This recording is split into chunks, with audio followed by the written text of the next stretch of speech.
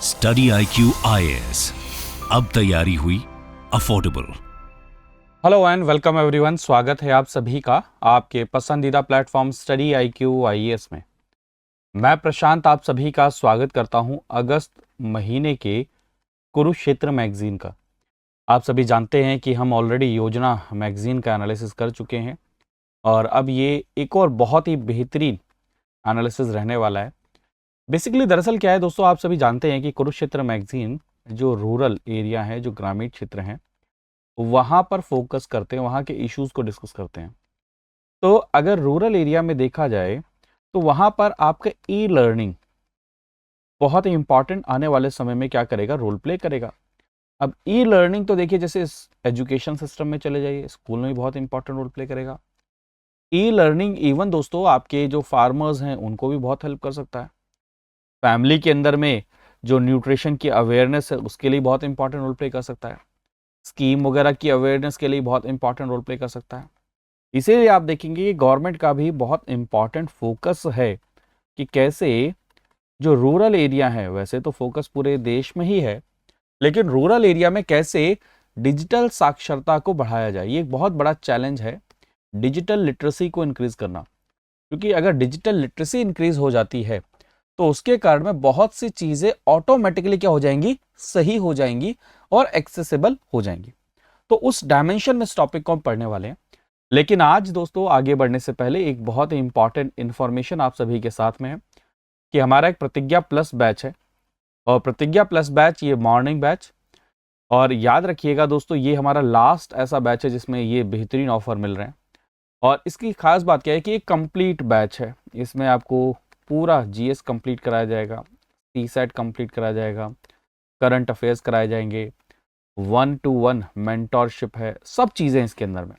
और साथ में ही दोस्तों ये अभी आपको कितने में मिलेगा, 21,500 रुपये में।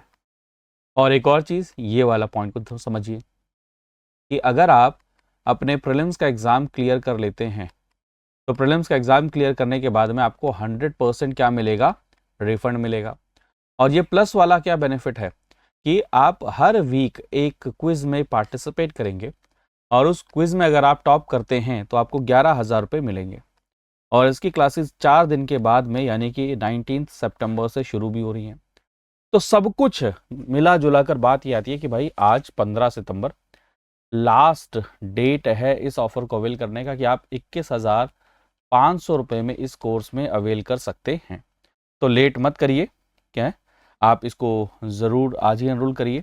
लेकिन एनरोल करते समय पर आपको एक कोड की ज़रूरत होगी, क्या नाम है, PRT लाइव कोड की ज़रूरत होगी। ये सबसे इंपॉर्टेंट है, क्या है, ये सबसे इंपॉर्टेंट है, आपको कोड PRT लाइव यूज़ करना है। क्योंकि आप देख सकते हैं जो मैं आपको हर वीक में क्विज़ की बात बता रहा हूँ, तो आप फर्स्ट वीक के रिजल्ट को आप देख सकते हैं। ऑलरेडी एक क्विज़ हुआ है जिसमें 11,000 रुपये एक स्टूडेंट जीत भी चुके हैं और उनको उसकी पेमेंट भी मिल चुकी है। तो आप ज्वाइन कर सकते हैं। और इस सेशन की PDF आपको कहाँ मिलेगी, इस टेलीग्राम चैनल पर मिलेगी। और अगर आप देखेंगे ये है इंस्टाग्राम हैंडल मेरा, तो आप इसको भी क्या कर सकते हैं, फॉलो कर सकते हैं, जिससे हम सारी की सारी चीज़ें आपस में एक दूसरे शेयर करते रहें। तो सबसे पहला इशू ए लर्निंग की जो डायमेंशन हम देखेंगे, हम डिजिटल एजुकेशन देखेंगे। एक समय था जहाँ पर क्लासरूम में पढ़ाई हुआ करती थी, अब स्क्रीन्स पर एजुकेशन आ चुका है ना।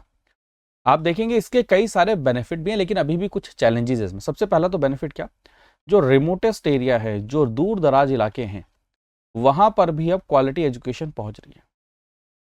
कई बार ऐसा होता था कि भाई अगर आपको बढ़िया टीचर से पढ़ना है तो आपको क्या है, बाहर ही आना पड़ता है। जैसे आप एग्जाम्पल ले लीजिए, UPSC की तैयारी करनी होती थी तो बहुत से बच्चों को दिल्ली आना पड़ता था। अब वो ये ऑनलाइन माध्यम के कारण से, डिजिटल एजुकेशन के कारण में क्या कर सकते हैं, अपने घर से इस चीज़ को क्या कर सकते हैं, एक्सेस कर सकते हैं। तो डिजिटल एजुकेशन ने एक बहुत बड़ा रेवोल्यूशन दिया है। 20th सेंचुरी का अर्लियर अगर फेज देखा जाए तो वहाँ पर ऑडियो वीडियो विजुअल्स आते हैं, फिल्म प्रोजेक्टर्स, एजुकेशनल फिल्म्स, जिससे क्लासरूम इंटरेक्शन इंक्रीज हो। फिर 1950 से 1960s में देखा जाए तो टेलीविज़न प्रोग्राम आते हैं जिसने क्या किया, क्लासरूम के अलावा लर्निंग अपॉर्चुनिटीज़ को कैसे इंक्रीज किया जाए। फिर 1970s में देखा जाए कंप्यूटर असिस्टेड इंस्ट्रक्शन, जिससे इंटरेक्टिव लर्निंग इंक्रीज हो। फिर 1990s में देखा जाए इंटरनेट आता है, और इंटरनेट पूरे एजुकेशन को क्या करता है, रिवोल्यूशनाइज करने की कोशिश करता है। ऑनलाइन लर्निंग प्लेटफॉर्म्स क्रिएट होते हैं। फिर आप देखेंगे मल्टीमीडिया इंटीग्रेशन, आप ग्राफिक्स के थ्रू, वीडियोस के थ्रू, इंटरैक्टिव सॉफ्टवेयर का यूज़ करते हुए ये सब चीज़ें। फिर आता है एडटेक, बहुत सारी कंपनियां आती हैं जो टेक्नोलॉजी का यूज़ करते हैं, हार्डवेयर सॉफ्टवेयर सर्विसेज का यूज़ करते हैं, जिससे वो एजुकेशन को सिंप्लीफाई कर सके, टीचिंग को, लर्निंग को, एजुकेशन मैनेजमेंट को क्या कर सके, बेहतर कर सके। और इससे आता है डिजिटल लर्निंग। तो टीचिंग एंड लर्निंग प्रोसेसेस जिसको आप डिजिटल टेक्नोलॉजी के थ्रू यूज़ कर रहे हैं, चाहे वो बोथ ऑनलाइन हो, चाहे ऑफलाइन हो, चाहे वो डिस्टेंस में हो, हाइब्रिड में हो, इन पर्सन में हो, डिजिटल लर्निंग के रूप में हम देखते हैं। तो डिजिटल एजुकेशन का काफ़ी ज़्यादा राइज हो रहा है। तो इसका राइज होने का सबसे बड़ा कारण क्या है कि ये बहुत एक्सेसिबल है, जो जियोग्राफिकल बैरियर्स थे उसको ब्रेक कर देता है, और जो इंक्लूसिविटी है उसको इंक्रीज करता है, लाइफ लॉन्ग लर्निंग अपॉर्चुनिटीज़ को भी क्रिएट करता है। दूसरा देखा जाए पर्सनलाइज लर्निंग। कई बार क्या होता है कि आप बहुत सारे लोगों की भीड़ में खो जाते हैं। तो डिजिटल एजुकेशन आजकल एक और चीज़ बहुत अलाउ क्या कर रहा है कि एजुकेटर इंडिविजुअल नीड के हिसाब से क्या करते हैं, इंगेज करते हैं, इंगेजमेंट इंक्रीज होता है, इंटरएक्टिविटी भी इंक्रीज हो रही है, multimedia elements make learning dynamic and immersive, critical thinking increase होती है। लेकिन अभी भी दोस्तों कुछ चैलेंजेस हैं इस डिजिटल एजुकेशन के अंदर में। सबसे बड़ा चैलेंज है डिजिटल डिवाइड। अभी भी बहुत बड़ा तबका ऐसा है जिनको इस टेक्नोलॉजी का एक्सेस नहीं है, इंटरनेट कनेक्टिविटी बहुत पुअर है, जो क्या करता है एक डिजिटल डिवाइड के रूप में काम करता है। दूसरा देखा जाए ऑफलाइन एक्सेस, जैसे आप देखेंगे strategies like offline content delivery, mobile app and use of physical media, USB और सीडी। क्योंकि एक चीज़ आप देखेंगे बहुत अभी भी यूज़ होता है, कई जगह पर इंटरनेट की स्पीड नहीं आती है, तो अभी भी ऑफलाइन यही चीज़ों के ऊपर में ज़्यादा, कई बच्चे आपने देखा होगा कि कई ऐसे एरिया में रहते हैं वो क्या करते हैं, अभी भी पीडीएफ क्या नाम है या फिर यूएसबी या फिर सीडी के थ्रू क्या करते हैं, पढ़ाई करते हैं। तो डिजिटल एक इंफ्रास्ट्रक्चर बहुत ही इंपॉर्टेंट अभी के लिए एक लिमिटेशन का काम कर रहा है फिलहाल। अब एजुकेटर का अगर रोल देखा जाए तो एजुकेटर सिर्फ पढ़ाने तक अब सीमित नहीं रह गए हैं। एजुकेटर इस समय पर तो critical thinking, digital literacy, navigation, कैसे डिजिटल रिसोर्सेज को पाया जाए, इन सब चीज़ों के ऊपर में ही काम कर रहे हैं। अब एथिकल कंसिडरेशन क्या है, data privacy, digital citizenship, responsible technology use, ये सारी चीज़ें भी क्या आती हैं, रिस्पॉन्सिबिलिटी आती हैं एजुकेटर की। तो फ्यूचर क्या है डिजिटल एजुकेशन का, आप देखेंगे artificial intelligence, augmented reality, virtual reality, ये सब टेक्नोलॉजी भी क्या हो रही है अब धीरे धीरे अडेप्ट होती जा रही हैं एजुकेशन के अंदर में, और वो हमारे एजुकेशन सिस्टम को रिवोल्यूशनाइज कर रहे हैं। माइक्रो लर्निंग, मोबाइल लर्निंग, ये सब बढ़ रहा है, छोटे छोटे सेगमेंट्स में पढ़ाई हो रही है, गेमिफिकेशन भी हो रहा है, गेम डिज़ाइन प्रिंसिपल्स का यूज़ किया जा रहा है लर्निंग को इंगेजमेंट बनाने के लिए। तो आप देखिए क्लासरूम से स्क्रीन में शिफ्ट हो रही हैं चीज़ें, तो ब्लेंडेड लर्निंग हो रही है, इंटीग्रेशन हो रहा है टेक्नोलॉजी का एजुकेशन में, जिससे remote and personalised learning experience है। टेक्नोलॉजी मैंने आपको बताया वीआर और एआर जैसी इंटरेक्टिव एंड एक्सपेरिमेंटल कई सारे अपॉर्चुनिटीज़ क्रिएट हो रही हैं। ग्लोबल लेवल पर भी कोलैबोरेशन है, digital platform cross cultural exchange, collaborative approach को भी क्या करते हैं, प्रमोट करते हैं। तो आप इसको देख सकते हैं कि ई लर्निंग जो है वो कैसे भारत के अंदर में अभी एक रूरल एरिया के अंदर में एक तो बैरियर्स को भी ब्रेक करता है, लेकिन अभी जो डिजिटल डिवाइड है वो एक बैरियर का भी काम करता है ना, चैलेंज है। तो इसको भी अगर आप देखने की कोशिश करेंगे तो ई लर्निंग बहुत बड़ा ट्रांसफॉर्मेटिव इम्पैक्ट है उसका पूरे वर्ल्ड वाइड में, और ग्लोबल ऑर्गेनाइजेशन भी इसको काफ़ी ज़्यादा सपोर्ट करती है, चाहे आपका यूएन हो। आप देखेंगे यूएन ने तो लॉन्च किया था ऑनलाइन कोर्सेज कोविड-19 के समय पर, जो जैसे सस्टेनेबल डेवलपमेंट क्या होता है, human rights, climate change, nuclear safety, accessible to global population, ये सारी चीज़ें क्या है यूएन ने भी इसको लॉन्च किया है, यानी कि वो दर्शा रहा है कि आने वाले समय ई लर्निंग का ही कॉन्सेप्ट है। और इंडिया के पास में तो एक बहुत बड़ा ये अपॉर्चुनिटी, क्योंकि हमारी बहुत बड़ी पॉपुलेशन अभी भी ग्रामीण क्षेत्र में रह रही है, रूरल क्षेत्र में रह रही है।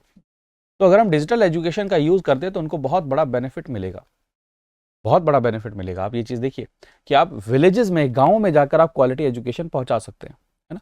तो ई लर्निंग बेसिकली जो एजुकेशनल गैप है ना रूरल और अर्बन एरिया के अंदर में, उसको क्या कर सकता है, फिल कर सकता है। देखिए मेंस में अगर क्वेश्चन आता है कि what are the benefits of rural area के अंदर में जो ई लर्निंग है, तो आप याद रखिएगा जो रूरल और अर्बन का जो गैप है उसको फिल करने में क्या कर सकता है, बहुत इंपॉर्टेंट रोल प्ले कर सकता है। एंड साथ में टीचर्स को भी और स्टूडेंट दोनों को ही न्यू अपॉर्चुनिटीज भी तो मिल रही है ना, ये भी आप देखिएगा। लेकिन इतनी सारी बढ़िया चीजें हैं, लेकिन कुछ चैलेंजेस अभी भी हैं। सबसे बड़ा चैलेंज जो मैं बार बार आपको कह रहा हूं, इंफ्रास्ट्रक्चरल चैलेंजेस में आप लिखेंगे इंटरनेट कनेक्टिविटी। आप दिल्ली जैसे शहर में अभी हम रहते हैं, वहां पर भी इंटरनेट कनेक्टिविटी, इंटरनेट स्पीड एक बहुत बड़ा कंसर्न है। Poor internet connectivity in rural area disrupt the smooth delivery of E learning content. और इलेक्ट्रिसिटी सप्लाई, ये कई बच्चे, कई लोग इसके ऊपर बात ही नहीं करते हैं कि 24/7 तो इलेक्ट्रिसिटी की सप्लाई ही नहीं है। फ्रिक्वेंट पावर कट होते हैं, आउटेजेस होते हैं, वोल्टेज फ्लक्चुएशन होता है, जिसके कारण में स्टूडेंट ई लर्निंग प्लेटफॉर्म्स का यूज ही नहीं कर पाते हैं। डिजिटल डिवाइसेस आप देखेंगे जो ग्रामीण क्षेत्र है वहां पर स्कैर्सिटी है अभी भी कंप्यूटर्स की, लैपटॉप की, स्मार्टफोन की, जिसके कारण में उनको लिमिटेड एक्सेस हो जाता है ऑनलाइन एजुकेशनल रिसोर्सेज का। और अगर एक और पॉइंट देखा जाए, अंडर डेवलप्ड डिजिटल इंफ्रास्ट्रक्चर, क्योंकि क्लासरूम, डिजिटल क्लासरूम नहीं है, वाईफाई हॉटस्पॉट नहीं है, टेक्निकल सपोर्ट, ये सब चीजें नहीं है, जिसके कारण में भी ई लर्निंग क्या होती है, काफी ज्यादा इंपैक्ट होती है। आपको जस्ट बताया हमने कि लैपटॉप की कॉस्ट कितनी ज़्यादा होती है, कंप्यूटर की कितनी कॉस्ट ज़्यादा होती है। और जो स्मार्टफोन अवेलेबल हैं दोस्तों, मैं फिर बार बार कहता हूँ, वो लो पावर स्मार्टफोन होते हैं, वो कोई बहुत बढ़िया बिल्ड क्वालिटी वाले स्मार्टफोन नहीं होते। तो जिसके कारण में ई लर्निंग में जो अडाप्टेबिलिटी है, जो पार्टिसिपेशन है, वो क्या हो जाता है, लिमिट हो जाता है। लैंग्वेज बैरियर, ये भी बहुत इंपॉर्टेंट है। जितने भी डिजिटल प्लेटफॉर्म हैं ज़्यादातर वो इंग्लिश के थ्रू, तो जिसके कारण में आप देखेंगे हिंदी या फिर अदर लोकल लैंग्वेजेस में जो कंटेंट है वो बहुत लिमिटेड है, जिसके कारण में जो नॉन इंग्लिश स्पीकर्स हैं उनके लिए बड़ा डिफिकल्ट हो जाता है। डिजिटल कंटेंट क्वालिटी, अब आप एक और चीज़ देखिएगा, क्योंकि क्वालिटी कंटेंट की अवेलेबिलिटी वो भी एक बहुत बड़ा चैलेंज है, ठीक है, कि रेलेवेंट डिजिटल कंटेंट अवेलेबल नहीं होना, particularly for students with disabilities and rural area में भी रह रहे हैं, तो ये भी एक बहुत बड़ा कंसर्न है। टीचर ट्रेनिंग, कई सारे जो रूरल एरिया के जो टीचर्स हैं उनको नेसेसरी ट्रेनिंग ही अवेलेबल नहीं है कि कैसे इफेक्टिवली यूज़ किया जाए टेक्नोलॉजी का टीचिंग में। साइबर सिक्योरिटी का भी रिस्क है। जो डिजिटल टूल्स हैं, आपको ज़्यादा जानकारी ना होने के कारण में जो रूरल कम्युनिटी है वो साइबर अटैक के लिए क्या हो जाती है, एक्सपोज हो जाती है, with the lack of awareness about internet safety, online safety. तो सोशो इकोनॉमिक बैरियर भी काम है करते हैं, जैसे डिजिटल लिटरेसी, स्टूडेंट्स में, पेरेंट्स में, टीचर्स में लो डिजिटल लिटरेसी है, जो क्या करता है, ई लर्निंग की अडेप्टेबिलिटी के ऊपर में इम्पैक्ट करता है। Financial constraint, high cost of devices, internet, e learning, ये क्या करता है, ये भी एक बहुत बड़ा हिंड्रेंस क्रिएट करता है, लिमिट करता है एक्सेस टू डिजिटल एजुकेशन। तीसरा पॉइंट देखा जाए, पेरेंटल इन्वॉल्वमेंट, क्योंकि मैक्सिमम पेरेंट्स को अवेयर नहीं है, लैक ऑफ अवेयरनेस है, लैक ऑफ इन्वॉल्वमेंट है, तो वो पेरेंट्स का जो एंगेजमेंट है उसको कम कर देता है। तो यहां से क्या करता है, वो जब उसको कम करता है तो वो जो स्टूडेंट है, जो उनका चाइल्ड है, उसकी भी एंगेजमेंट को क्या करते हैं, थोड़ा सा रिस्ट्रिक्ट करते हैं। एंड जेंडर डिस्पैरिटी भी एक बहुत बड़ा, क्योंकि आपने ये चीज़ देखा होगा कि कई सारे ग्रामीण क्षेत्रों में अगर डिजिटल डिवाइस देना है, मोबाइल फ़ोन देना है, स्मार्टफोन देना है, इंटरनेट अगर रिचार्ज करना है, तो किसको देना है, मेल पर्सन को देना है, बॉय को देना है, गर्ल को नहीं देना।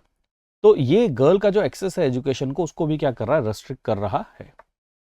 तो इम्प्लीमेंटेशन भी कुछ चैलेंजेस हैं। कम्युनिटी रेजिस्टेंस, अभी भी कई सारे रूरल कम्युनिटीज़ हैं वो रेजिस्टेंट हो सकती हैं टेक्नोलॉजी को अडॉप्ट करने में, लर्न करने में, अवेयरनेस को बिल्ड करने में बहुत मेहनत करनी पड़ेगी। And sustainability and scalability, long term में ई लर्निंग कैसे रूरल एरिया में सक्सेसफुल होगा, कैसे सस्टेन करेगा, कैसे यहाँ पर इन्वेस्टमेंट इंक्रीज होगी, उसको कैसे मेंटेनेंस होगी, कैसे वेरियस स्टेक होल्डर्स का सपोर्ट, ये बहुत बड़ा चैलेंज है इसके अंदर में, ठीक है। अब आते हैं एआई के ऊपर पे। जब हम ई लर्निंग की बात करें, हम डिजिटल लर्निंग की बात करें और एआई की बात ना करें तो कैसे, तो एआई क्या कर सकता है, बहुत कुछ चेंज कर सकता है। जैसे अभी हमने बात करी लैंग्वेज बैरियर की, तो एआई उसको क्या कर सकता है, चेंज कर सकता है। तो आप देखेंगे ट्रांसफॉर्मेशन अगर एजुकेशन के अंदर में देखा जाए तो एआई बहुत सिग्निफिकेंटली रोल प्ले कर सकता है और रीशेप कर सकता है ई लर्निंग लैंडस्केप को भारत में। जहाँ पर टीचिंग मेथड्स को इन्हांस कर सकता है और स्टूडेंट का एंगेजमेंट भी इंक्रीज कर सकता है। एआई ने ग्लोबल लेवल पर अगर देखा जाए तो रिवोल्यूशनाइज कर दिया एजुकेशन को, जहाँ पर वो पर्सनलाइज्ड लर्निंग एक्सपीरियंसेस प्रोवाइड कर रहा है। बट यहाँ पर एक बहुत बड़ा कंसर्न है कि जो ह्यूमन टच होता है, जो ह्यूमन इंटेलिजेंस है, वो उसका एक बहुत बड़ा कंसर्न है। एआई के साथ में बायसनेस वाला भी एक बहुत बड़ा कंसर्न रहता है कि जो डाटा सेट आप प्रोवाइड कर रहे हैं वो उसी के बेसिस पर क्या करेगा, काम करेगा। ठीक है, तो मार्केट पोटेंशियल अगर एआई का देखा जाए तो बहुत बड़ा है। कहा जा रहा है 2025 तक 7.8 बिलियन की मार्केट को ये ब्रीच कर देगा। एजुकेशन में देखा जाए तो 20.54 बिलियन की 2027 तक पहुंच जाएगा। ठीक है, खासतौर पे पैंडेमिक का तो इन्फ्लुएंस बहुत हुआ, क्योंकि धीरे धीरे पैंडेमिक का ये एक ऐसा समय था जब सबने ऑनलाइन कंटेंट की तरफ में जाना शुरू कर दिया था, है ना। तो ये शिफ्ट हाईलाइट करता है द इम्पैक्ट ऑफ मार्जिनलाइज्ड क्या नाम है कम्युनिटी पे जो इम्पैक्ट हुआ, और जो एग्जिस्टिंग इनइक्वालिटी उसने और ज़्यादा उनके ऊपर में क्या किया, इम्पैक्ट किया। ठीक, लेकिन एआई के साथ में ऐसा नहीं है कि एआई आएगा और वन स्टॉप सॉल्यूशन है हर किसी चीज़ के लिए, नहीं, ऐसा नहीं है। एआई के साथ में सबसे बड़ा कंसर्न है कि एआई का जो सिस्टम है एजुकेशन में वो फेयर हो, ट्रांसपेरेंट हो और स्टूडेंट के वेलफेयर की काम करे। दूसरा कंसर्न आता है डाटा प्राइवेसी का, क्योंकि जो लार्ज अमाउंट ऑफ स्टूडेंट का डाटा एआई एप्लीकेशन में है वो कहीं ऐसा ना हो कॉम्प्रोमाइज हो, ये भी एक बहुत बड़ा कंसर्न है। तो एआई का अगर एजुकेशन में देखा जाए तो नो डाउट वो एजुकेशन को इंटरेक्टिव बना सकता है, पर्सनलाइज बना सकता है, एक्सेसिबल बना सकता है, गैप को ब्रिज कर सकता है, नई अपॉर्चुनिटीज क्रिएट कर सकता है। लेकिन उसके साथ में कुछ कंसर्न भी हैं। कंसर्न है एथिकल कंसर्न, प्राइवेसी वाला कंसर्न, साथ में बायस्ड कंसर्न और लोकल कॉन्टेक्स्ट में। जैसे फॉर एग्जांपल अगर कोई टीचर है, कोई ट्राइबल बेल्ट में काम कर रहे हैं, तो वहाँ के कल्चर से रिलेटेड, वहाँ के लोकल एनवायरनमेंट से रिलेटेड, लैंग्वेज से रिलेटेड, वो सारी चीज़ों को ध्यान में रखते हुए क्या करते होंगे, एजुकेशन को इम्पार्ट करते होंगे। तो जो लोकलाइज्ड अप्रोच होती है, जो बच्चे को हेल्प कर सकती है और ज़्यादा बेहतर लर्निंग में, वो कई बार क्या हो सकता है, एआई से मिस हो जाए। ठीक है, ये भी चीज़ आप देखेंगे। ठीक है, नेक्स्ट है ई ग्राम स्वराज। अब हम बात करें ई लर्निंग प्लेटफॉर्म, है ना। तो ई ग्राम स्वराज, अब गांव के अंदर में, ग्रामीण क्षेत्रों में, पंचायती राज में आपके पास में बहुत सारे रिसोर्सेज हैं, फंड आता है, प्रोजेक्ट आती है, मॉनिटरिंग है, इम्प्लीमेंटेशन है। तो उन सभी को क्या करना है, ई मेथड से, अकाउंटिंग से लेकर आपके मैनेजमेंट से लेकर ये सारी चीजें। तो ई ग्राम स्वराज वर्क को क्या कर रहा है, सिंप्लीफाई कर रहा है। तो ई ग्राम स्वराज एक tech based integrated application design है जो information gathering, micro level planning, work based accounting किसके लिए, पंचायती राज इंस्टीट्यूशन के लिए काम करेगा। तो ये प्लेटफॉर्म 2.7 लाख पंचायती राज इंस्टीट्यूशन के द्वारा यूज़ किया जा रहा है इस समय पर 28 स्टेट के अंदर में, 6 यूनियन टेरिटरी में। और ये जो लोवेस्ट टीयर है लोकल गवर्नमेंट का, सेल्फ गवर्नमेंट का, उसको क्या कर रहा है, हेल्प कर रहा है ना।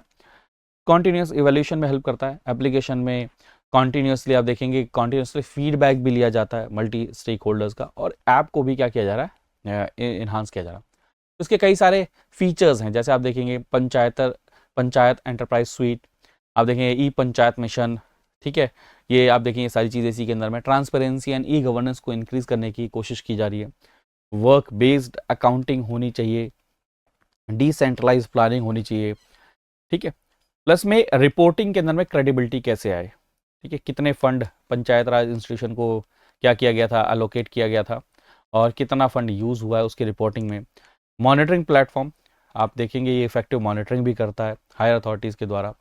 तो ई ग्राम स्वराज बहुत इंपॉर्टेंट रोल प्ले कर सकता है। जैसे आप देखेंगे इसमें पंचायत के लिए क्या प्रोफाइल है, जनरल प्रोफाइल, इलेक्टेड मेंबर्स की डिटेल होती है, इसमें कमेटी मेंबर्स की डिटेल होगी, एम्प्लॉय कितने उनकी डिटेल होगी, और इसका पर्पस क्या है, जिससे इजी एक्सेस हो सके ग्राम पंचायत के रिप्रेजेंटेटिव एंड एम्प्लॉयज़ को।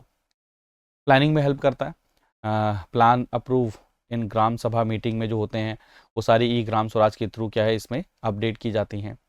Sanction only works entered on e Gram Swaraj, उन्हीं को ही क्या मिलेगा, एडमिनिस्ट्रेटिव सैंक्शन मिलेगा, बजट एलोकेशन उन्हीं को ही मिलेगा। ठीक है, तो ये एक बहुत है। अब अच्छा देखिए, आप ग्राम मानचित्र पता है क्या होता है कि आपका जो एरिया, आपका जो पूरा मतलब गांव आपके एरिया में आता है, या पूरे जितने भी गांव आते हैं उनका मैप होना चाहिए। तो ग्राम मानचित्र geographical data for sustainable development होना चाहिए, प्लानिंग के लिए होना चाहिए। डाटा यूटिलाइजेशन, आप जैसे ड्रोन की जो इमेजेस हैं, हाई रेजोल्यूशन मैप हैं, उनको क्या करते हैं, इसके अंदर में इंटीग्रेट कर रहे हैं, किसके अंदर में, आपके ई ग्राम स्वराज के अंदर में। तो ई ग्राम स्वराज इनेबल कर रहा है सीमलेस डिजिटल प्लानिंग को भी, मॉनिटरिंग को भी, और इम्प्लीमेंटेशन को भी, और साथ में जो फाइनेंशियल प्रोग्रेस है, फाइनेंशियल मिसयूज तो नहीं है, ट्रांसपेरेंसी, अकाउंटेबिलिटी को भी इंक्रीज करने में क्या कर रहा है, वो हेल्प कर रहा है। ठीक है, इवन दोस्तों ये एक वन स्टॉप सॉल्यूशन की तरह क्या करता है, ये सर्व करता है for all stakeholders in Gram panchayat development. तो ये सारी की सारी चीज़ें इससे रिलेटेड है, क्या नाम है, ग्राम स्वराज से रिलेटेड। अब एक बहुत बड़ा एक और चीज़ आती है दोस्तों कि फ्यूचर के लिए अगर आपको रेडी होना है तो आपको ई लर्निंग के साथ में स्किलिंग करनी पड़ेगी। आप समझ रहे हैं, फ्यूचर के लिए आपको स्किलिंग की जरूरत है और उसमें ई लर्निंग बहुत इंपॉर्टेंट रोल प्ले करने वाला है। अब इंडिया के पास में बहुत बड़ा यूथफुल पॉपुलेशन है, टैलेंट भी है, सब कुछ है। तो अगर हमें स्किल डेवलपमेंट करनी है तो स्किल डेवलपमेंट ई लर्निंग के थ्रू हो सकती है, और ये बहुत ही क्रूशियल रहने वाला है economic growth and citizen empowerment के लिए। तो नेशनल प्रायोरिटी क्या है, skilling has become national priority, और इसको हमें ड्राइव करना है किसके बाद, through automation and changing job market. आप देखेंगे उसके कारण में तो और भी ज्यादा इसकी प्रायोरिटी बन गई है। तो गवर्नमेंट ने जैसे सप्तऋषि स्ट्रेटेजी अपनाई, जहां पर स्किल डेवलपमेंट को क्या कर रहे हैं, प्रमोट कर रहे हैं। ठीक है, और भी देखेंगे आप ministry of skill development enterprises, जिसको आप एंटरप्राइजेस कह रहे हैं, वो इसके ministry of skill development and entrepreneurship, जो 2014 के अंदर में हमने अलग से मिनिस्ट्री को लॉन्च किया स्किल डेवलपमेंट से रिलेटेड। प्रधानमंत्री कौशल विकास योजना 2015 में लॉन्च किया, शॉर्ट टर्म ट्रेनिंग प्रोवाइड करना। ठीक है, आप देखेंगे जिनको प्रायर लर्निंग है उसका रिकॉग्निशन करना, उनको सर्टिफिकेट प्रोवाइड करना। तो ये सब चीज़ें क्या है, एंटरप्रेन्योरशिप तो इंक्रीज करना ही है, प्लस में स्किल्ड हमारे पास में यूथ हो। प्रधानमंत्री ग्रामीण डिजिटल साक्षरता अभियान, जिसका मेन एम क्या है कि जो रूरल एरिया में जो डिजिटल डिवाइड है उसको फिल करना है। जो मार्जिनलाइज सेक्टर हैं, स्पेशली विमेन हैं, जो वर्कफोर्स है, उनको क्या करना है, डिजिटल लिटरेसी प्रोवाइड करना है। डिजिटल इंडिया मिशन हो गया, नेशनल स्किल डेवलपमेंट मिशन हो गया, वहां पर भी क्या क्या है, डिजिटल लिटरेसी और स्किल डेवलपमेंट को इंटीग्रेट किया जा रहा है रूरल एरिया में। स्वयं स्वयं के अंदर में क्या किया जाता है, इंडस्ट्री अलाइंड कोर्सेज को फ्री ऑफ कॉस्ट प्रोवाइड किया जाता है। National mission on education through ICT, स्वयं, स्वयं Prabha, national digital library and other जो भी क्वालिटी एजुकेशन की चीज़ें उनको ई लर्निंग के थ्रू प्रोवाइड किया जाता है। तो आप समझिए इस चीज़ को कि फ्यूचर स्किल बेस्ड वर्कफोर्स अगर हमारे पास में होगा तो उन्हीं का ही है। तो स्किल अगर आपको पहुंचानी है हर घर तक, तो उसमें ई लर्निंग बहुत इंपॉर्टेंट रोल प्ले कर सकता है, डिजिटल प्लेटफॉर्म बहुत इंपॉर्टेंट रोल प्ले कर सकते हैं। ठीक है, as India's workforce continue to grow, तो एम्फेसिस किसके ऊपर होना चाहिए, स्किलिंग के ऊपर में, री स्किलिंग के ऊपर में होना चाहिए। ठीक है, तो ये इंपॉर्टेंट हो गया। नेक्स्ट एक और बहुत इंपॉर्टेंट चीज है दोस्तों कि हेल्थ एंड न्यूट्रिशन अवेयरनेस। ये एक बहुत बड़ा एक और बहुत इंपॉर्टेंट पॉइंट है दोस्तों कि आप रूरल इंडिया में जो क्या में आपका हेल्थ और न्यूट्रिशन की अवेयरनेस है उसको ऑनलाइन माध्यम से लोगों तक पहुंचा सकते हैं। तो ई लर्निंग वो जो गैप है ना उसको फिल कर सकता है। आप समझिए, क्योंकि कॉन्टिन्यूसली चाहे आपका रूरल एरिया हो चाहे अर्बन एरिया हो, कॉन्टिन्यूसली लोग अपनी हेल्थ को लेकर अवेयर हो रहे हैं, हेल्थ न्यूट्रिशन की इंपॉर्टेंस को लेकर अवेयर हो रहे हैं। तो रूरल बैरियर में क्या है कि वहां पर जो इंपॉर्टेंट हेल्थ से रिलेटेड इंफॉर्मेशन है, न्यूट्रिशन से रिलेटेड इंफॉर्मेशन है, वो हर घर तक नहीं पहुंच पा रही है, क्योंकि जियोग्राफिकल एंड इंफ्रास्ट्रक्चरल क्या है, लिमिटेशंस आती हैं। तो ट्रेडिशनल मेथड अगर देखा जाए, कन्वेंशनल मेथड अगर देखा जाए, तो वो इफेक्टिवली रीच नहीं कर पा रहे हैं, रूरल पॉपुलेशन को एजुकेट नहीं कर पा रहे हैं। तो उसमें जो आपका ई लर्निंग है वो बहुत इंपॉर्टेंट रोल प्ले करता है। आप देखिए ना, ई लर्निंग प्लेटफॉर्म जो हम कहते हैं, तो हम कई बार सोचते हैं सिर्फ एजुकेशन से रिलेटेड नहीं, किसान के भी काम आ सकता है, डॉक्टर के भी काम आ सकता है, आपके अपने पर्सनल इंप्रूवमेंट के भी काम आ सकता है, आपको सर्विसेज से रिलेटेड अवेयरनेस के लिए, स्किल के लिए, हर चीज में काम आ सकता है। ठीक, तो ई लर्निंग टेक्नोलॉजी जो मतलब जो नॉर्मल चीजें थी वो क्या है, अगर रिमोट एरिया पे नहीं पहुंच पा रही तो ई लर्निंग पहुंच सकती है। यानी कि जो एजुकेशन है उसको एक्सेसिबल बना दिया हमने रूरल कम्युनिटी तक। ऑनलाइन कोर्सेज हो गए, मोबाइल ऐप हो गई, वेबिनार्स हो गए, उनका यूज किया जाता है, जिसके थ्रू आपके हेल्थ से रिलेटेड, न्यूट्रिशन से रिलेटेड चीजें अवेयर हो रही है। तो ई लर्निंग एम्पावर करा रूरल रेजिडेंट को कि वो फ्लेक्सिबल एंड अफोर्डेबल लर्निंग कर सकते हैं जो उनकी नीड के हिसाब से है। ठीक है, तो ये भी चीज आप देखेंगे। तो इसी के लिए आप देखेंगे कि digital India initiative government of India ने 2015 में शुरू किया था, जहाँ पर मेन ऑब्जेक्टिव था कि डिजिटली एम्पावर करना है सोसाइटी को। वर्ड यूज करिए, सोसाइटी। सोसाइटी में आपका हेल्थ, स्किल, इंफ्रास्ट्रक्चर, आपका एजुकेशन, सब चीज़ें इसी में आ जाती हैं। ठीक है, तो डिजिटल इंडिया इनिशिएटिव में क्या था भाई, हाई स्पीड इंटरनेट हर जगह पहुंचाना है, रूरल एरिया तक पहुंचाना है, डिजिटल लिटरेसी रूरल पॉपुलेशन तक पहुंचाना है, जो ऑनलाइन सर्विसेज हैं या फिर जो गवर्नेंस है उसको डिलीवर करना है ऑनलाइन सर्विसेज के माध्यम से बेटर एक्सेसिबिलिटी के लिए। जिसमें आपको ध्यान होगा कॉमन सर्विस सेंटर हर एक विलेजेस के लिए एक एक्सेस पॉइंट बना दिया गया, जहाँ पर हेल्थ से रिलेटेड, ई लर्निंग से रिलेटेड सारी चीज़ें वहाँ पर अवेलेबल रहेंगी। अब अच्छा, ई लर्निंग का एक इन्हांस्ड वर्जन आप देख सकते हैं टेलीमेडिसिन सर्विस के लिए क्या किया, ई संजीवनी को लॉन्च किया गया, जहाँ पर जो रूरल पेशेंट हैं वो डायरेक्ट अर्बन डॉक्टर्स के साथ में कंसल्ट कर सकते हैं वीडियो कंसल्टेशन के थ्रू। डिजी लॉकर, जहाँ पर आप अपने हेल्थ रिकॉर्ड को, एजुकेशनल रिकॉर्ड को क्या कर सकते हैं, ऑनलाइन स्टोर कर सकते हैं।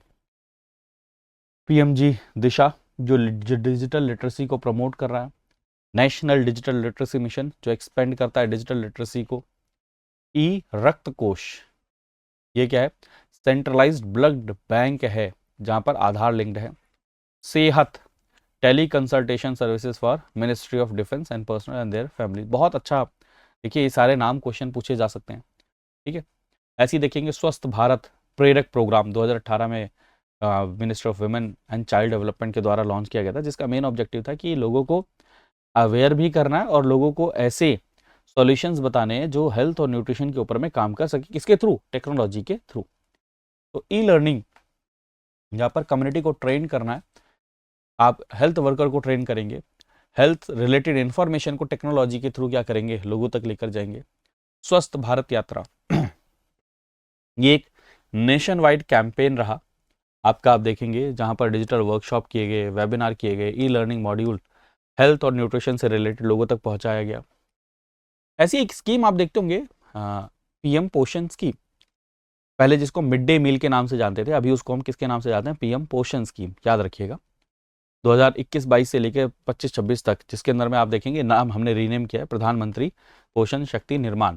इसका मेन एम है हंगर और एजुकेशन को क्या करना है, इम्प्रूव करना, और हंगर को क्या करना है, कम करना है, हंगर इंडेक्स में बेहतर परफॉर्म करना है। तो इसमें ई लर्निंग का क्या रोल है, तो आप देखेंगे यहाँ पर ऐसे बहुत सारे मॉड्यूल्स इंटीग्रेट किए गए हैं नेशनल एजुकेशन इंटीग्रेशन के अंदर में, या न्यूट्रिशन जहाँ पर एजुकेशन सिस्टम वहाँ पर इंटीग्रेट किया गया कि बैलेंस डाइट क्या होती है, हाइजीन क्या होता है, न्यूट्रिशन क्या होता है, न्यूट्रिएंट इंपॉर्टेंट क्यों है आपके स्कूल करिकुलम के अंदर में, फूड क्यों इंपॉर्टेंट है, ये सारी चीज़ें ऐड की गई स्कूल करिकुलम में। वीडियोज़ का यूज़ किया जा रहा है, एनिमेशन का यूज़ किया जा रहा है, क्विजेज को यूज़ किया जा रहा है स्टूडेंट्स को एंगेज करने के लिए। इवन टीचर को भी ट्रेनिंग प्रोवाइड की जा रही है कि कैसे न्यूट्रिशन एजुकेशन को इंटीग्रेट किया जाए टीचिंग प्रैक्टिसेस के अंदर में। ठीक है, एम हेल्थ फॉर टीबी, ये आप देखेंगे कि टीबी पेशेंट्स, आप देखेंगे कि हम बार बार बात करते हैं कि जो टीबी पेशेंट्स हैं उनके लिए एक बहुत बड़ी परेशानी है कि उनको सफिशिएंट न्यूट्रिशन नहीं मिलता। तो टीबी पेशेंट्स को ट्रैक करना, उनका अध्ययन किसके थ्रू, मोबाइल फ़ोन्स के थ्रू। अनमोल एक ऐप है किसके लिए, जो नर्स मिडवाइफ हैं वो मैटरनल एंड चाइल्ड हेल्थ के डाटा को क्या कर सकती हैं, एक्सेस कर सकती हैं, उसको क्या कर सकती हैं, अवेयर कर सकती हैं, उसके बारे में इंफॉर्मेशन ले सकते हैं, नज़र रख सकते हैं। तो बेनिफिट तो है ई लर्निंग का हेल्थ और न्यूट्रिशन के अंदर में। सबसे पहली बात तो आप ईजियर हो गया है कि आप वाइटल हेल्थ और न्यूट्रिशन जो नॉलेज है उसको रूरल पॉपुलेशन तक पहुंचा सकते हैं। ठीक है, better educated community members and health workers होंगे जिससे इन्फॉर्म्ड हेल्थ डिसीजन लिए जा सकते हैं। इंक्रीज्ड कैपेसिटी होगी to educate and support rural communities. Informed individual contribute करेंगे to improve public health metrics, जो ओवरऑल वेल बीइंग को क्या करेगा, इंश्योर करेगा। अब फ्यूचर प्रोस्पेक्ट क्या है, रिकमेंडेशन क्या दी जा सकती है, जैसे डिजिटल इंफ्रास्ट्रक्चर को और बेहतर किया जा सकता है, e learning initiative different dimensions में रूरल एरिया में क्या करें, हेल्प करें। लोकल कम्युनिटीज को भी इन्वॉल्व किया जा सकता है डिजाइन में और implementation of E learning programme में। ठीक है, जिससे उसका रेलेवेंस एंड एक्सेप्टेंस दोनों बढ़े। एंड जो ट्रेनिंग है एजुकेटर के लिए, हेल्थ वर्कर के लिए, उसको और ज़्यादा इन्हांस किया जा सकता है। ठीक है, आप एनजीओज के साथ कोलैबोरेट कर सकते हैं, प्राइवेट सेक्टर के साथ कोलैबोरेट कर सकते हैं, जिससे रिसोर्सेज की जो अवेलेबिलिटी है उसको इन्हांस कर सके। कंटेंट को डाइवर्स किया जा सकता है, रेलेवेंट बनाया जा सकता है। ठीक है, कॉन्टीन्यूस मॉनिटरिंग होनी चाहिए गवर्नमेंट की, ये सारी की सारी चीज़ें हैं इससे रिलेटेड। तो आपको समझ में आया कि कैसे हेल्थ और उससे रिलेटेड है। अब डिजिटल एजुकेशन 21st सेंचुरी के लिए बहुत पॉजिटिव है, उसके आउटलुक क्या है और उसके चैलेंजेस क्या हैं। ठीक है, तो मैंने आपको जस्ट हमने डिस्कस किया कि भाई डिजिटल ट्रांसफॉर्मेशन हो रहा है, लर्निंग कॉन्टीन्यूसली शिफ्ट हो रही है, जो बैरियर्स हैं वो कॉन्टीन्यूसली ब्रेक हो रहे हैं, टेक्नोलॉजी जो नॉलेज को इंस्टेंटली अवेलेबल करा रहा है और उसको एक्सपोनेंशियल लेवल पर, पहले एक पर्सन ज़्यादा 20 लोगों की क्लास, 30 लोगों की क्लास, लेकिन अब टेक्नोलॉजी के थ्रू आप नॉलेज को इंस्टेंटली डिसेमिनेट कर सकते हैं बहुत बड़े लार्ज स्केल के लेवल पर। तो इसीलिए आप देखेंगे जो नेशनल एजुकेशन पॉलिसी 2020 की आई थी वो एडवोकेट क्या करते हैं for investment in digital infrastructure, virtual labs, digital teaching platform, online assessment, इनके ऊपर में। दूसरा देखेंगे टेक्नोलॉजी ने मल्टीलिंग्विज्म इसको भी प्रमोट किया है। आप देखेंगे बहुत सारे ऐसे भी आपको कंटेंट मिलेंगे जो अपनी लैंग्वेज में बनाए जा रहे हैं, जिससे टीचिंग और लर्निंग इन्हांस हो रही है। आप देखेंगे various form like film, music, story telling, इसके थ्रू क्या किया जा रहा है, पढ़ाया जा रहा है, कल्चर को इंटीग्रेट किया जा रहा है, कल्चरल चीज़ों को ऐड किया जा रहा है। तो नेशनल एजुकेशन पॉलिसी जो है वो एम्फेसाइज करता है कि आर्टिफिशियल इंटेलिजेंस को कैसे एजुकेशन में हाई क्वालिटी में स्किल बेस्ड लर्निंग में कैसे इंटीग्रेट किया जाए। तो एक रिपोर्ट है यूनेस्को की, ये प्लीज़ नोट कर लीजिएगा, स्टेट की जो मतलब इसको आप बोल सकते हैं स्टेट एजुकेशन रिपोर्ट ही बोलते हैं 2022 की। वो सजेस्ट करता है 10 रिकमेंडेशन जिससे इंडिया की जो जर्नी है उसको आप और बेहतर कर सकते हैं। जैसे एथिकल एआई, जो एआई का यूज़ हो एजुकेशन में वो एथिकल होना चाहिए, ठीक है। Public private partnership, private player को जितना इन्वॉल्व किया जाए उतना ज़्यादा क्या होगा, आप धीरे धीरे लिटरेसी को भी एक्सपेंड कर पाएंगे, साथ में ही दोस्तों आप क्या कर पाएंगे, ई लर्निंग को एक्सपेंड कर पाएंगे। साइबर सिक्योरिटी के ऊपर में हमें क्या देना चाहिए, ध्यान देना चाहिए। प्राइवेसी, एजुकेशनल डाटा क्या उसके ऊपर में ध्यान देना चाहिए। ऐसे आप देखेंगे इंडियन जो G20 के समय पर आपको ध्यान होगा कि भारत ने इसकी प्रेसिडेंसी करी थी, तो एक रिपोर्ट आई Indian presidency education working group report. वो रिपोर्ट क्या कहता है कि ये कहते हैं कि high inclusive high quality education को टेक्नोलॉजी के थ्रू प्रमोट किया जा सकता है। It highlights the growing trend towards hybrid and blended learning, the need for countries to identify entry point, और उस पर हमें इन्वेस्ट करने की ज़रूरत है। तो पॉजिटिव आउटलुक क्या है, सबसे पहला तो आउटलुक है आपने एजुकेशन को डेमोक्रेटाइज कर दिया है। Digital education, high quality education broader population के पास में जा रहा है। एनकरेज कर रहा है क्रिएटिविटी को, मल्टीमीडिया कंटेंट, वर्चुअल लैब को आप क्रिएट कर रहे हैं। पर्सनलाइज लर्निंग भी इसके अंदर में हो रही है।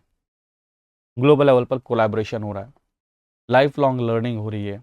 लेकिन इसमें कुछ चैलेंज है जो ऑलरेडी हम डिस्कस कर चुके हैं। डिजिटल डिवाइड का चैलेंज है, डिजिटल इंफ्रास्ट्रक्चर का चैलेंज है, और क्वालिटी ऑफ कंटेंट का भी एक बहुत बड़ा चैलेंज है कि reliability and quality of online educational content ये ठीक रहे, ये भी एक बहुत बड़ा चैलेंज है। टीचर की training, cyber security, interpersonal skills, ये भी बहुत बड़ा कंसर्न है कि डिक्लाइन हो रहा है धीरे धीरे, और धीरे धीरे जो सोशल आइसोलेशन है होता जा रहा है, क्योंकि लोग सिर्फ डिजिटल एजुकेशन पर अगर रहेंगे तो वो जो कहते हैं ना फिजिकल क्या नाम है कॉन्टैक्ट या फिजिकल जो सोशल आपका मिलना जुलना होता है वो चीज़ें नहीं हो पाएंगी, ये भी एक बहुत बड़ा है, ठीक है। तो ऐसे बहुत सारे इनिशिएटिव लिए गए, समग्र शिक्षा अभियान जिससे डिजिटल एजुकेशन को बढ़ाया जा सके, नेशनल डिजिटल लाइब्रेरी जिसके थ्रू क्या किया जा सके, एजुकेशन को बढ़ाया जा सके। ई जादुई पिटारा, ये नाम सुनिए, ठीक है। ई जादुई पिटारा जो लर्निंग टीचिंग मटेरियल को प्रोवाइड करता है, क्या नाम है 3 to 8 क्लास के लिए, ठीक है, लोकल कॉन्टेक्स्ट में लोकल कल्चर। दीक्षा एक प्लेटफॉर्म है फॉर स्कूल एजुकेशन, जहाँ पर wide range of digital content आपको मिलता है। तो कंक्लूजन क्या है कि इक्विटेबल एक्सेस अगर देखा जाए तो Indian government is committed to ensuring equitable access, और अगर चैलेंज को एड्रेस कर लिया गया तो एक बहुत बड़ा ट्रांसफॉर्मेटिव रोल प्ले कर सकता है। तो जो डिजिटल हम प्लेटफॉर्म की बात कर रहे हैं, डिजिटल लर्निंग की हम बात कर रहे हैं, तो ये दोस्तों हर लेवल पर काम कर रहा है। मैंने आपको जस्ट बताया स्कूल में हो ही गया ये, तो स्कूल के साथ साथ में स्किल में भी आप देखेंगे, लोगों को डिजिटल अवेयर करने में भी आप देखेंगे, ठीक है। आप हेल्थ में भी देख सकते हैं, आप जो वहाँ पर डेवलपमेंट कर रहे हैं उसका एनालिसिस, उसको फेयर बनाने में, इन सब चीज़ों में क्या है डिजिटल प्लेटफॉर्म, डिजिटल लिटरेसी बहुत इंपॉर्टेंट रोल प्ले करेगा, ठीक है। तो आज के सेशन में इतना है, और दोस्तों ये मैं आपको फिर कह रहा हूँ आज लास्ट डेट है, आप इसको अवेल करिए, लेकिन अवेल करने के लिए PRT लाइव कोड यूज़ करना है। थैंक यू सो मच, अपना ध्यान रखिए, मुस्कुराते रहिए, पढ़ते रहिए, बाय बाय, टेक केयर दोस्तों, जय हिंद। स्टडी IQ IAS, अब तैयारी हुई अफोर्डेबल।